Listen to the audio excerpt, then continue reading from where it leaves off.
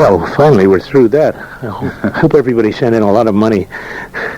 This is Phil Elwood, getting a little feedback here from somewhere. KPFA is blessed with having a great many close friends who are performers. Mike Lipskin is one of them. Mike, as a matter of fact, recorded or did programs at WBAI. Am I correct, sir? Yeah, when I was in high school, last 2 years in high school with Nat Hentoff and Gunther Schuller, and they had an arrangement with KPFA in those days, Pacifica. They were broadcast on 2 or 3 stations out here.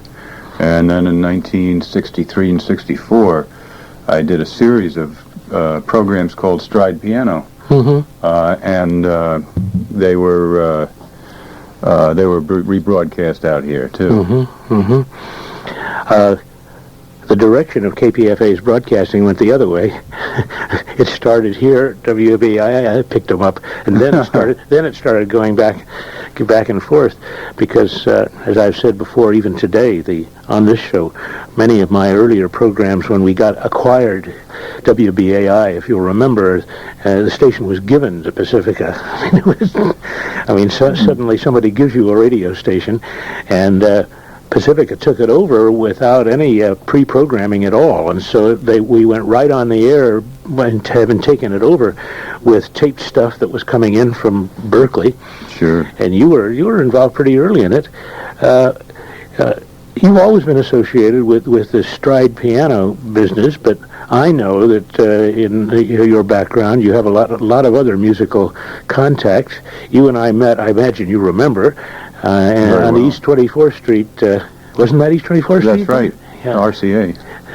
When you were putting out the vintage series, was that it? I was doing the vintage series, and I was just a house producer. I was doing engineering, arranging, and producing both the vintage series of reissues and live rock and pop stuff too, and working on any tape that came in that needed fixing up.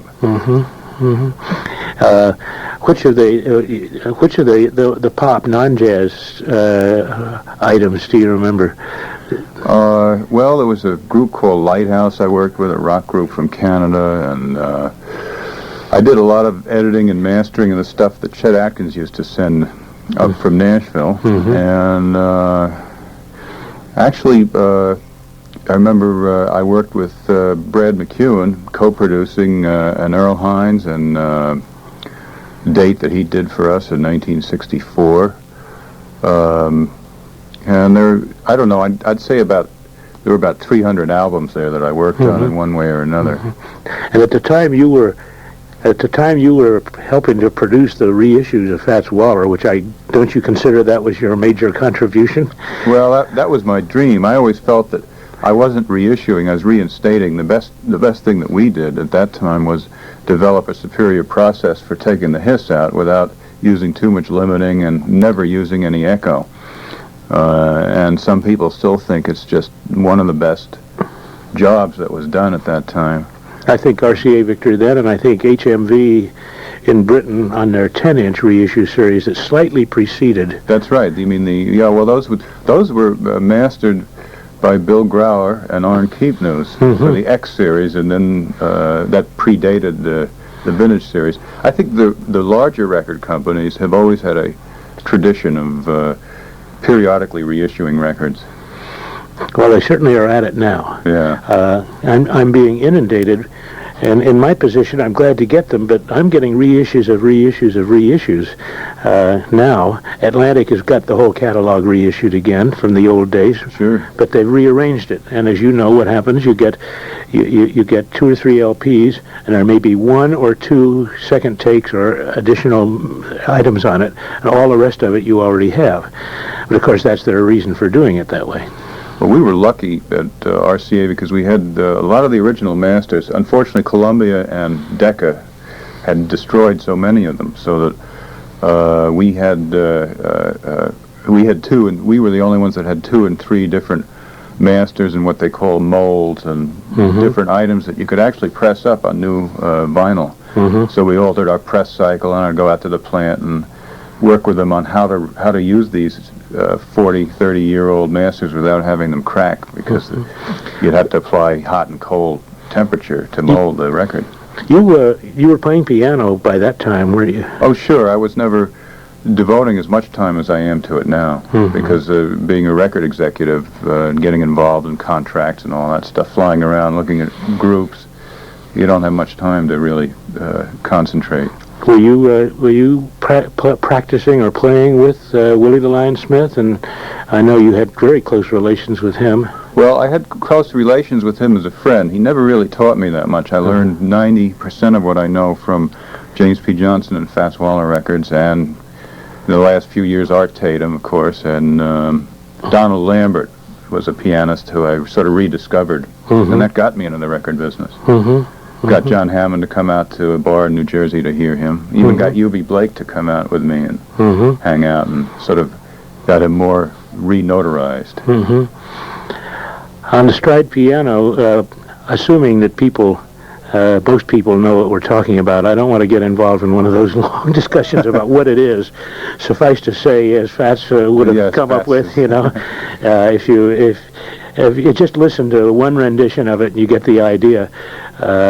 It's always been fascinating to me as a pianist, because I even in hearing the Waller solos very early in my life, I realized there was something besides a regular vamp left hand going on there, and I never really took it much further. I had my own way of expanding down in the left hand a little bit, but I think I was both lucky and perhaps a little bit cursed by the fact that I found James P. Johnson records rather early in my collecting days, and I listened to that, especially Carolina Shout, and then Fats Waller came out with Carolina Shout in about 1941, and there was just too much going on there. I knew I'd never be able to do it, so I decided I just better become an expert on listening to the records.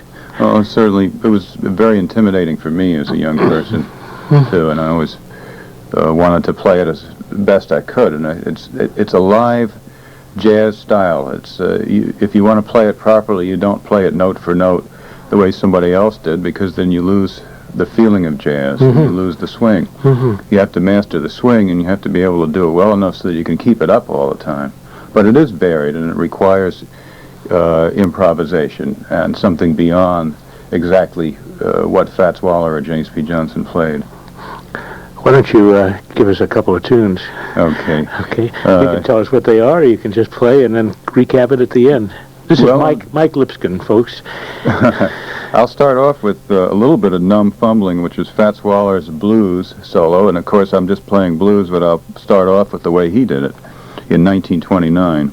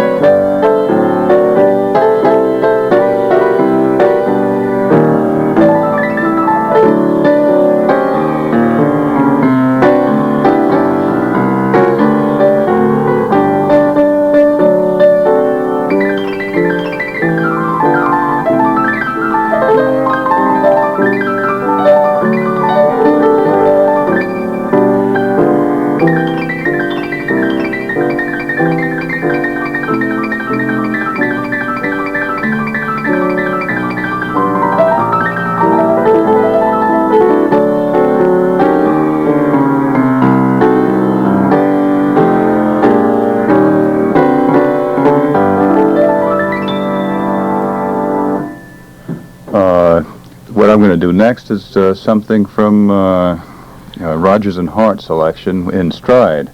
I Wish I Were in Love Again. I think that's the name of it. And just to show you that Stride can be used with different tunes, and you can make up your own arrangement for something.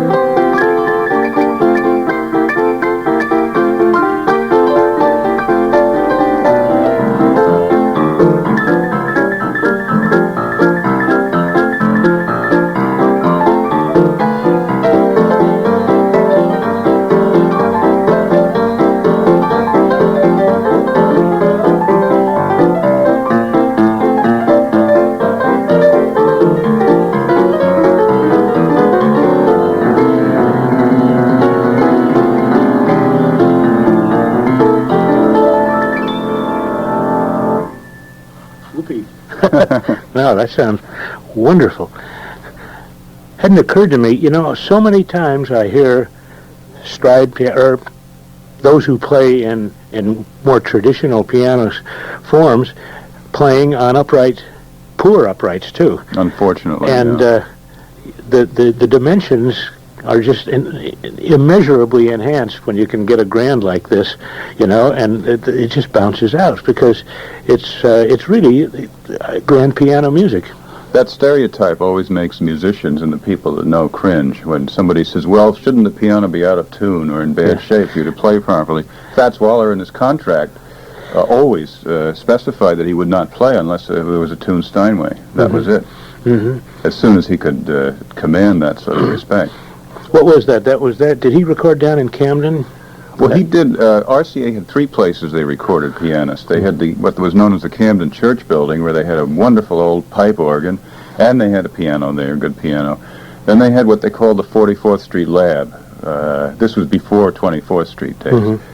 And then they had Liederkranz Hall. So they had basically three places that a handful of keys and NUMB Fumbling and Smashing Thirds were recorded in New York. I think at the 44th Street Laboratory, that's what they called it. The Ain't Misbehaving and some of the others that you've played were done in Camden. You can always tell a Camden record because there's a big echo. There was a church.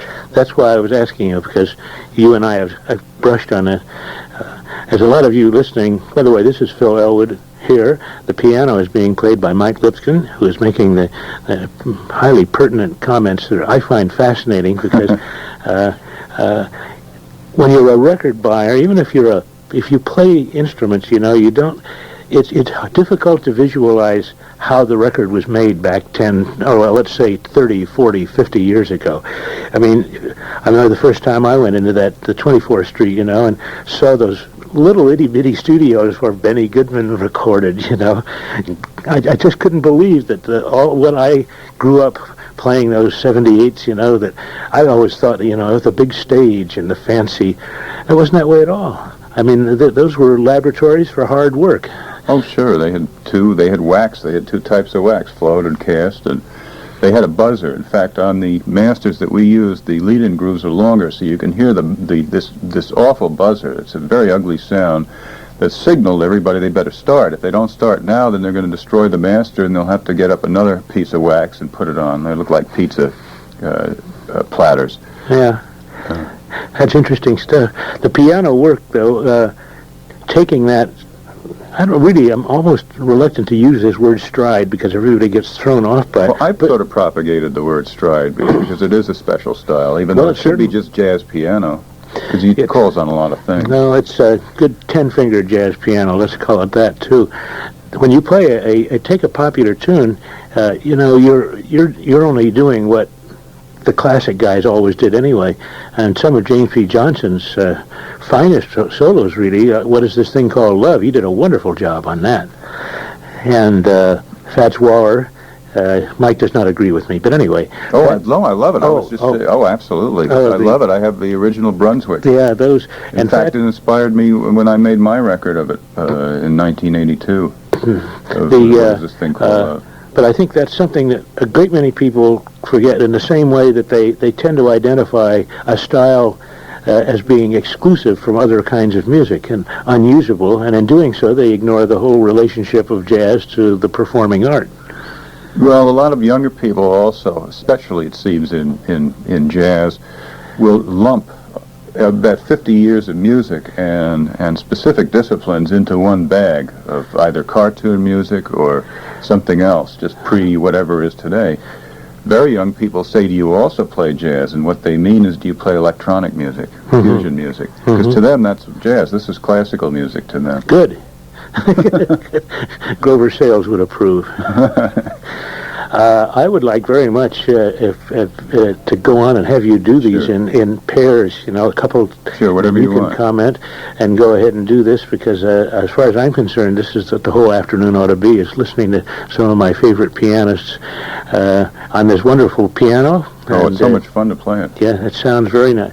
Mike plays at the Washington Square Bar and Grill Sunday night? No, Mondays and Tuesdays. Monday and Tuesday. 7:30 to 11:30. Mm-hmm. And at Bentley's from Oyster Bar on Sutter from 5:30 to 7:30 on the same nights. On Monday and Tuesday. Same tunes, same notes. And pianos that are not exactly in the class of this. They're not bad. They're Yamaha uprights, which is more than we used to get when we were playing in bars. Yeah, I remember, with all of the ivory on, I take it. Exactly. Well, they have plastic now. Well, how about introduce your next set? Well, this is might as well do the thing. You were playing some Billie Holiday before, and I love She's Funny That Way, and that's nice in stride too.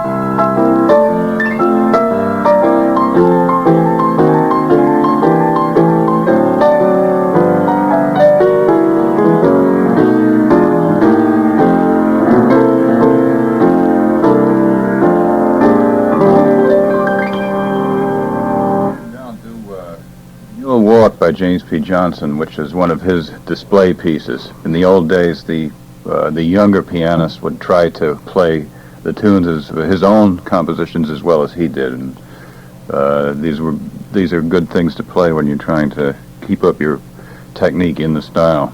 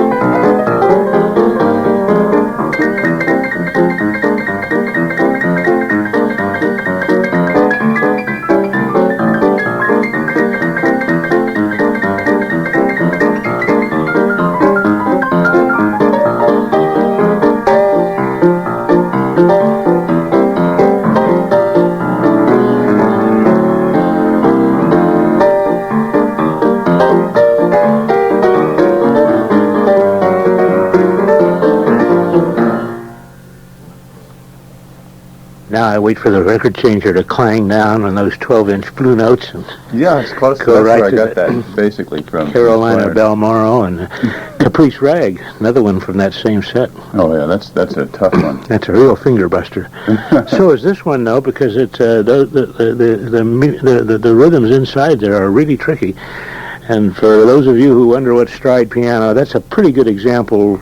The way your left hand was going through there. Presumably, what did the name, I guess, just refers to the long leaps in the left hand. Yeah, that's where it comes from, because it looks that way. Yeah. Those interruptions that you hear in the rhythm are James P. Johnson's inventions. Mm-hmm. Well, in fact, a lot of it is. Well, he was not the dean of the Harlem pianists for nothing. No, it's wonderful. I always thought the wonderful remarks that Duke Ellington made. Remember on the back of the Columbia reissue, and Ellington was not a man to make such acknowledgments freely, you know, and his memories, and I heard him talking on the air once about this years ago. When he first went to New York, Ellington, the smart, sharp kid from Washington, D.C., and plunged into the Harlem piano scene, you know, and, just a couple of tunes by James P. Johnson, and Duke said he knew he was going to have to go back to Washington. Well, he went back once, and then he came back the second time. Yeah, he came back, but you know, he had a hard time in that. Look what he was heading into. He was heading into a piano community of whose younger members were Fats Waller, and Bill Basie was around there. That's right. I was lucky when I was in high school there in the 50s to be able to know some of the remaining pianists, like Willie, but there was Willie Gant was a less well-known, less recorded figure, very good pianist, but he had a very good memory. I guess he didn't drink as much as the rest of them did, but he studied with James P. with Fats Waller by being taught by James P. at the same time. So you remember how James P. would teach both of them, and he painted a picture to me of just this vibrant musical life with these young people making this incredibly wonderful music, which was varied and really fine American compositions. That's what they were doing. It's funny that it emerged only really briefly because of Fats Waller. I mean, that's the way most people heard it. Sure, otherwise it's a musician style as anything else. To get mass appeal, you need singing or showmanship or something much more than just playing an intricate piano style. Well, and yet the Scott Joplin resurgence of interest 10 years ago or more was managed to get interest in a lot of others. I mean, I'm sure U.B. Blake wouldn't have gotten his attention, I think, nearly as much had there not been some interest in Joplin. I would imagine so. Because I know the right here at KPFA, weren't you part of that program when U.B. was here? Well, I brought him out here. Yeah. Grover Sales and I put together we produced the whole thing at Berkeley. Yeah. And he was, but I remember how lovely it was that U.B. would always say, "Oh yeah, Scott." I mean, this great god of American composers, Scott Joplin, who at that very time was being, discovered by millions of Americans who had never heard of him, and all of this, and U.B. was just able to toss off, Scott, I remember when he came to town. He was already, Blake was already the resident dean of the show business pianists and composers. Well, I met him when he was very young, when he was about 89 years old, I think. You worked with Blake on records, didn't you? No, actually I didn't. I did one. I recorded an archive of him for Rutgers University. In the 60s with Rudy Blesh. Rudy Blesh and I interviewed him and got him to talk about his childhood and what it was like. He got very detailed about what it was like to be a black performer in vaudeville on the TOBA circuit. Yeah. Which was a nickname for what they called tough on black acts. That's what they called it. Yeah. It was Theater Owners Booking Association. Yeah, that's black what act. I've heard it said other ways too. Exactly. In your playing at the clubs or saloons here in town, I don't know if Bentley's was like to be known as a saloon. Let's call it a bar. Oyster bar. It's an oyster bar. Food there, yeah. When you play there and at Washington Square Bar and Grill, do you get people asking you for the Fats Waller and James P. Johnson tunes, or do they just allow you to go on and play, or do they ask for pop tunes of the day and expect they will be converted into stride piano? Well, one thing about the Washington Square and Bentley's is that they have such a wide variety of people that I get both. I'll get some people driving from quite a distance to hear James P. Johnson and Fats Waller things, and then there'll just be people having dinner who ask for whatever tune comes into their mind. I only play the "Play It Again, Sam" theme once an evening, because otherwise they'll ask for it a million times as time goes by. Yeah. However, you must feel, I think all performers who are doing something that's certainly off the beaten track a bit feel it, that part of your role is to be an educator too. I mean, people are inevitably going to ask you, what was that? And, Oh, it's great if they do. I enjoy that because it means they're listening. Right. And it's difficult to listen. And well, sometimes if it gets noisy and I don't know a tune, instead of telling them the truth, they'll say, would you play such and such a tune? And I'll say, sure, and I don't know it and I don't play it, and they come up and they say, it was wonderful, we really enjoyed it. That's the way to do it. Are you in a position to answer a request? Sure. Well, you know, I don't have a tip jar here on the piano in the studio. You'll know what I'll ask for anyway. There's a tune of Fats Waller recorded 29, wasn't it?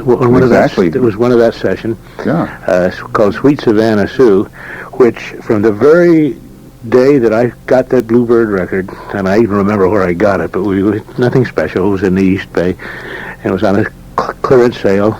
when Bluebird records were normally 35 cents, and on Saturdays, It was a low price line. This place used to have secondhand ones, and those that are out of the catalog or something for $5 for $1 sale once a month on Saturday morning.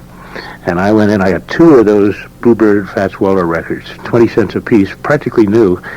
And one was Sweet Savannah Sue, and that theme I don't think has ever gone out of my head. From the first time I played it, and yet other people recorded it, and I don't like their records of it at all. Did you ever play the Fats Williams recording? Yes, I have that, and I also, even Louis Armstrong's. It doesn't work with the big band. He tries to take it a little bit too fast, and you don't get the subtleties. And yet Waller, whom I sure just sat down and thrashed through it in one playing, seems to get everything out of it. He's got chords and wonderful things in there, and it's just, to me, it's the kind of thing that's a perfect example of the fact that great jazz pianists, great pianists can handle material and make something special out of it. Well, this is very, very highly influenced by his recording of it in 1929, Sweet Savannah Sue.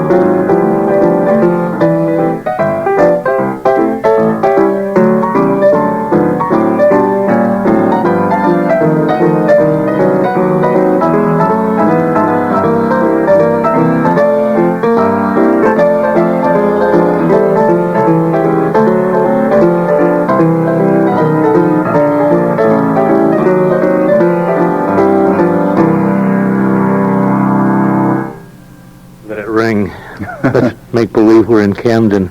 Sure, why not? Your comments were quite modest. That started like Waller, and you went off in quite a different tack toward the end. No, that's the fun of it. That's jazz. That's what you're trying to point out. Well, that too many people, I think, consider, because this is a very intricate way of playing piano, that one memorizes it and then goes on to the next one. And I know you don't, and I know that you can't do it that way. When did you start playing piano? You were classically trained? No, so I play by ear. I'm a very bad reader. Taught myself. I should have listened to my parents more and studied so I could read, because I love classical music, but it's all by ear. Trial and error. You know, the home builder. Where were you? Where did you grow up? New York, New York City. remember very early on that you had some connections with Woody Allen when in his early performing days, didn't you? Oh yeah, when he'd made his first few films and he had hits on Broadway, he had a jazz band, and some mutual friends asked me to join because you need a piano player. So I'd start playing with him, and I was in college at the time or something, and I'd get loaded and start cracking jokes. He actually told me he thought I was funny, which I thought was a very nice thing of him to say, but he fired me because my style was too modern, if you can believe that. And the reason he thought it was too modern was its stride piano, and he was very, very specific about his love of strict New Orleans music. I think the most modern situation for him would be King Oliver, Jeanette Records, or something like that. He certainly is that way, and I've seen and talked with him fairly recently, and he really hasn't changed a bit. He really is playing his style of clarinet better than he used to, but it's straight George Lewis, and you go into a place like Michael's Pub where people are paying $25 practically just to sit there and have a drink, and so that they can say they were in the same room with Woody Allen, and he's sitting up there, with his lace crossed and his brow furrowed, and he's playing Over the Waves and Burgundy Street Blues and all this stuff. Oh, he is funny. It's the most confused combination that I've ever seen. I mean, it makes your Washington Square Bar and Grill thing look like a great big happy musical family. Because back there, none of them care a thing about the music. All they want to do is to see Woody Allen, and all Woody Allen wants to do is to play his kind of music, knowing full well that there's nobody out front that's paying any attention. Well, yeah, it is a specific music. I'm saying obscure and not in a bad way, but it's not something that most people would really take to for a long period of time. You indirectly, as you have other combinations, because I know Woody at one time told me that he took some lessons from Gene Cedric, who was Fats Waller's. Wonderful, underrated reed man of the 30s. Yeah. It was I got to know him when I was a kid. He was just a wonderful. His sax solo on Christopher Columbus is one of the best. That whole Christopher Columbus, apart from its the magnificent lyrics, the way he twists them around, we may sneak that in. I think I brought it. Besides that, though, that has some of the best Waller piano in the ride chord at the end. It's just wonderful.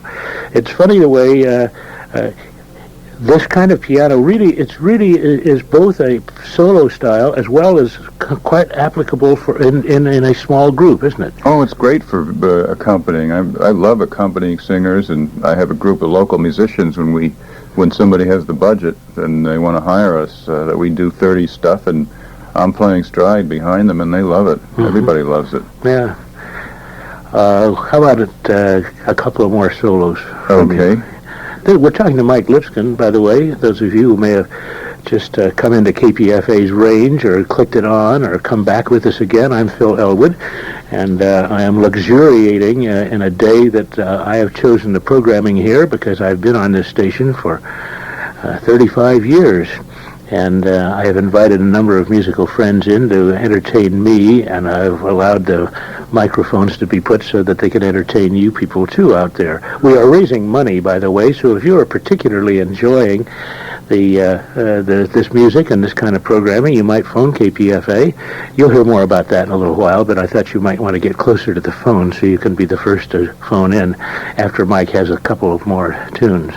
Well, I'll do two of my originals if it's all right, and I'll sing these because they have lyrics. And I started writing these songs in 1972 or 73, and when I get a chance I still try to write them. They're in the stride style, or sort of Cole Porter. So you'll hear Nothing Missing Now and Am I Blue, not the Am I Blue of Humphrey Bogart fame.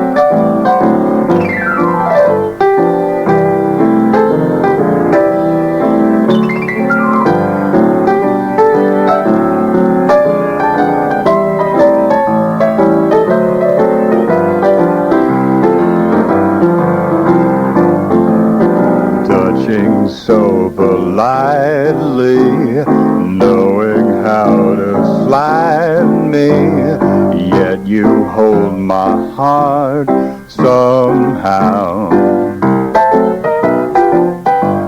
Look at me, excite me, hold my spirit tightly, 'cause we're close, there's nothing missing now. Taking trips to your sweet lips is more than tasting onion dips. Those swinging hips aren't mental quips, your ultimate beats, porno clips. So overdose me nightly, how you love precisely, the pieces fit, there's nothing missing now.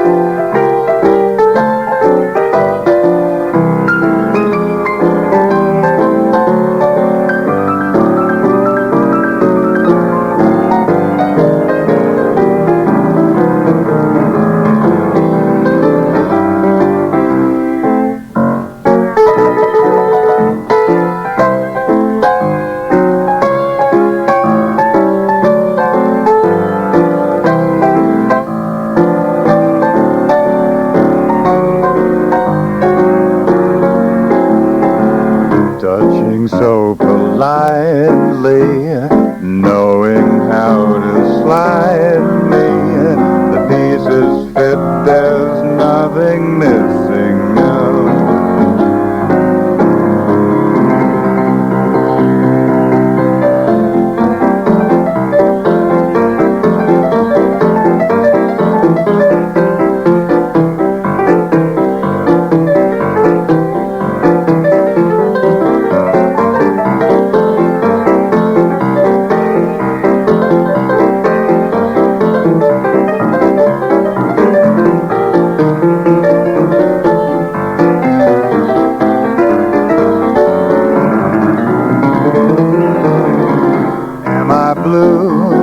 Yes, I'm blue, so blue that I can't match a soccer tie shoe.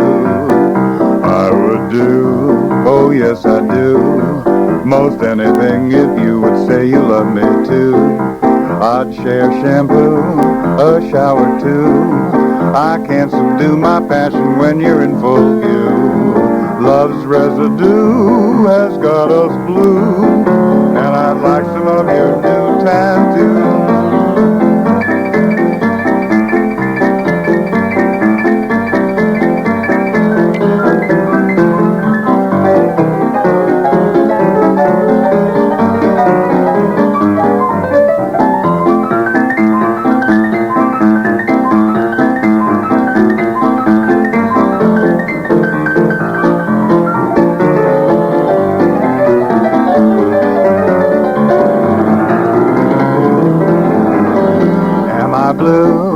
Oh yes, I'm blue, because the times we rendezvous are far too few.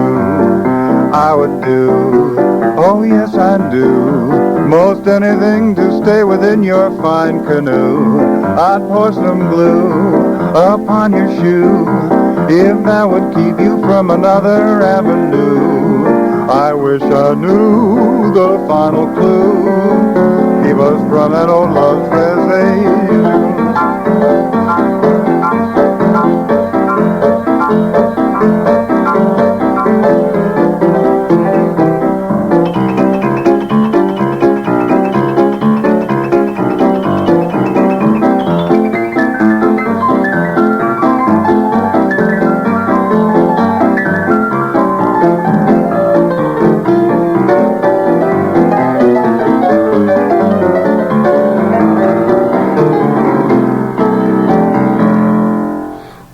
Wonderful. Thank you. Second one, the Am I Blue is the up-tempo one. I think so. You can never be sure these days.